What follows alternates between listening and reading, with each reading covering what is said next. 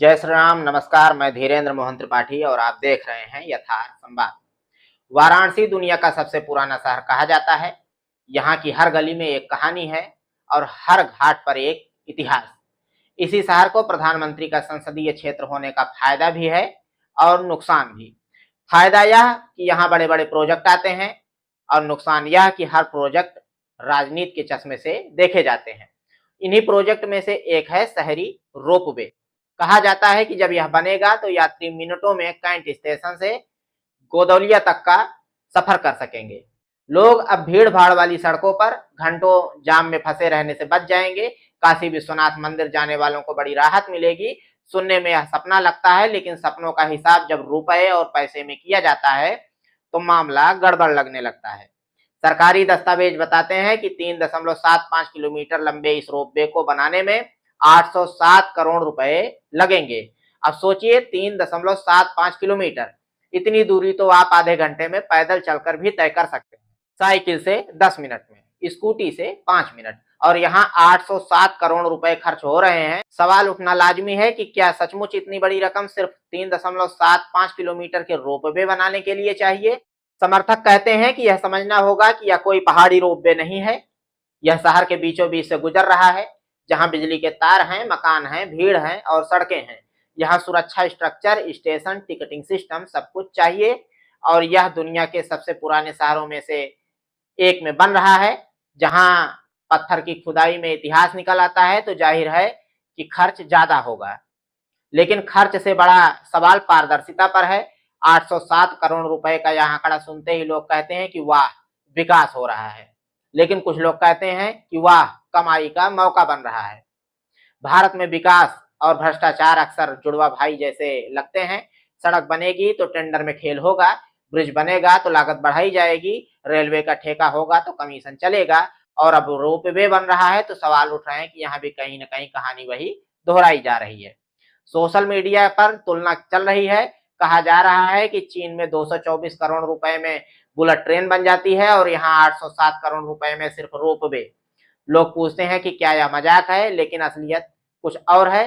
चीन में भी बुलेट ट्रेन की लागत 150 से 250 करोड़ रुपए प्रति किलोमीटर है। मतलब अगर वही ट्रेन वाराणसी में बनाई जाती है तो 3.75 किलोमीटर पर कम से कम 750 से 900 करोड़ रुपए का खर्च होता है। तो फिर तुलना झूठी क्यों की जा रही है? क्योंकि जनता को भड़काना आसान है। वाराणसी की सड़कों की हालत सबको मालूम है। गोडौलिया से कैंट तक जाने में कभी कभी 1 घंटे से ज्यादा का समय लगता है। सकरी गलियां, बढ़ती आबादी, गाड़ियां, ट्रैफिक जाम। ऐसे में सरकार चाहती है कि रोपवे समाधान है, लेकिन जनता पूछती है कि क्या वाकई समाधान है या फिर सिर्फ चुनावी शोपीस है जो दिखेगा खूबसूरत लेकिन काम कम करेगा। सवालों की एक लंबी फहरिस्त है। 807 करोड़ खर्च करने के बाद क्या टिकट इतना सस्ता होगा कि आम आदमी इसका इस्तेमाल कर सके? अगर टिकट 200-400 रुपए होगा तो क्या बनारस का मध्यम वर्ग रोज इसे ले पाएगा? क्या सच में ट्रैफिक जाम कम करेगा या सिर्फ टूरिस्टों के लिए हवाई नजारा बनेगा? और सबसे बड़ा सवाल यह कि क्या खर्च का हर रुपया सही जगह जा रहा है या बीच में कहीं और भी जेबें भरी जा रही हैं? भारत का अनुभव कहता है कि जहां बड़ा बजट होगा वहां शक भी बड़ा होगा।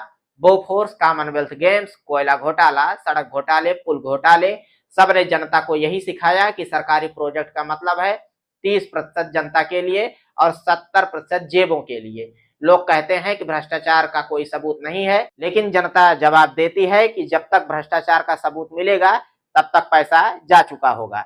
वाराणसी में भी जब कोई प्रोजेक्ट बनता है तो उसे सिर्फ इंजीनियरिंग या आर्किटेक्चर का प्रोजेक्ट नहीं कहा जाता, वह राजनीति का भी प्रोजेक्ट बन जाता है। क्योंकि यह शहर प्रधानमंत्री का संसदीय क्षेत्र है।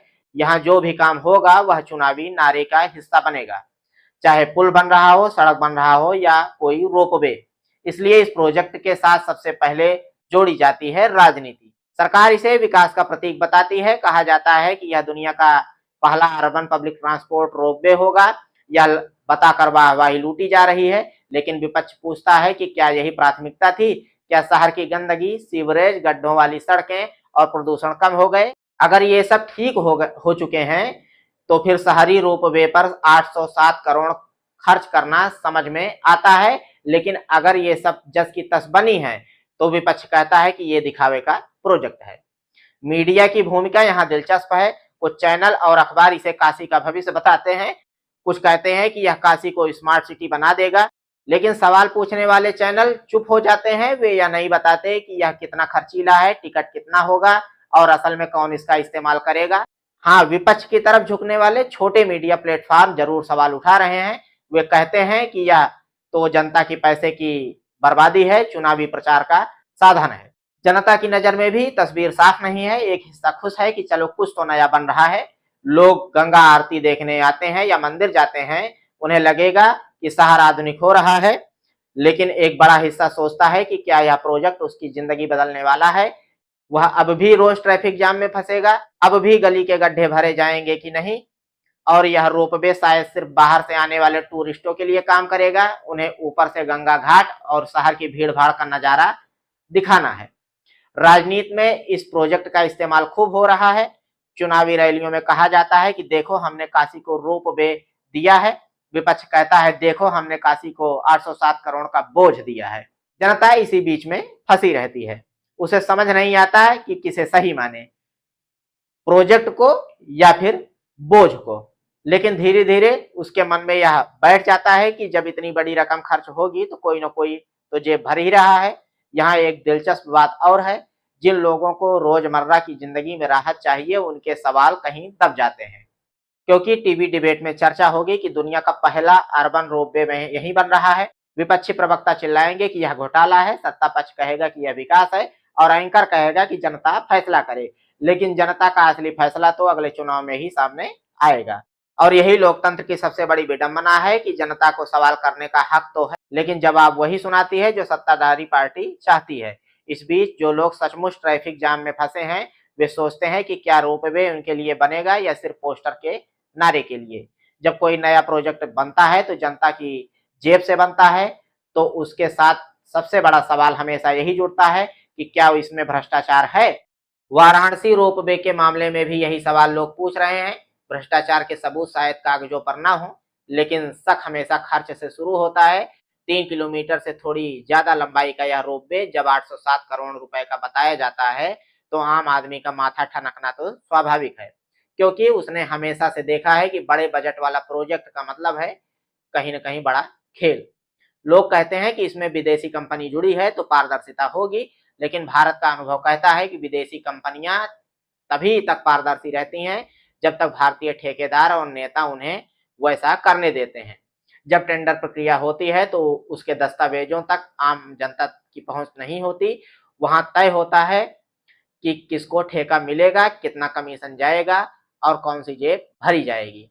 एक और आरोप है, इस प्रोजेक्ट की लागत को जानबूझकर बढ़ा चढ़ाकर दिखाया गया। तकनीकी भाषा में इसे क्रॉस एक्सक्लेशन कहा जाता है। भारत में यह आम प्रचलन है। पहले कहा जाएगा कि 500 करोड़ में काम पूरा होगा, फिर कहा जाता है कि जमीन अधिग्रहण में दिक्कत आई, सुरक्षा मानकों को मजबूत करना पड़ा, डिजाइन बदलना पड़ा और देखते देखते 800 करोड़ या इससे कहीं ज्यादा का मामला बन जाता है। जनता को लगता है कि यह मजबूरी है, लेकिन जानकार समझते हैं कि इसमें कहीं न कहीं मलाई खाई जा रही है।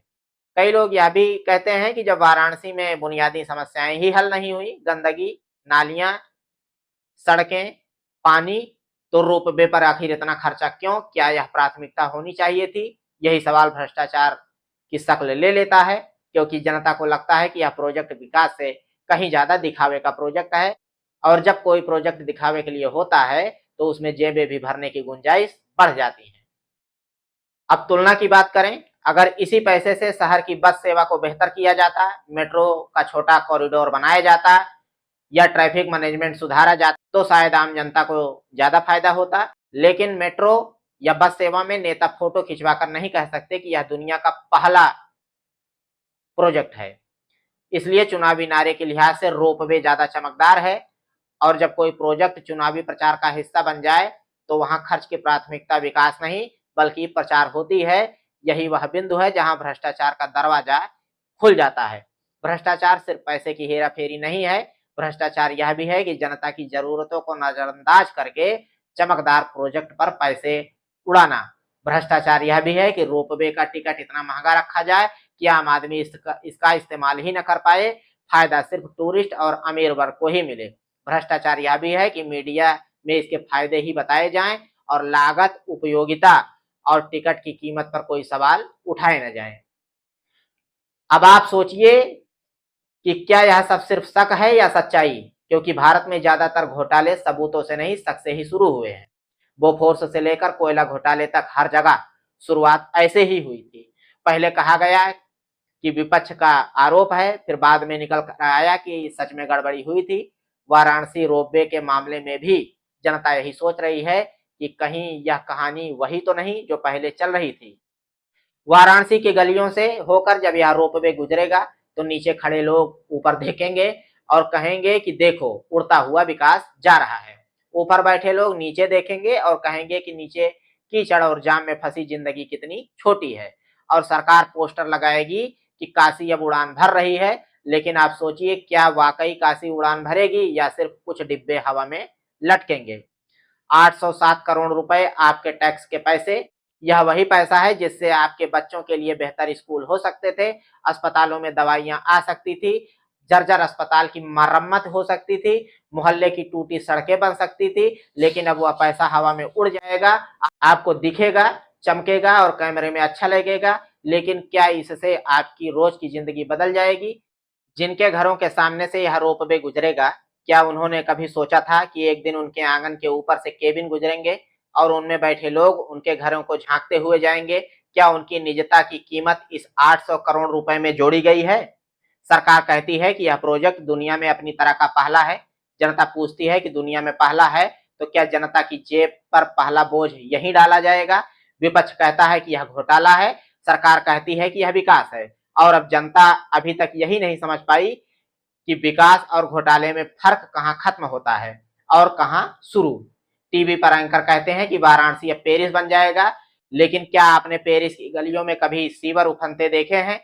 क्या पेरिस में ट्रैफिक पुलिस रोज हाथ हिलाकर गाड़ियों को जाम से निकालती है।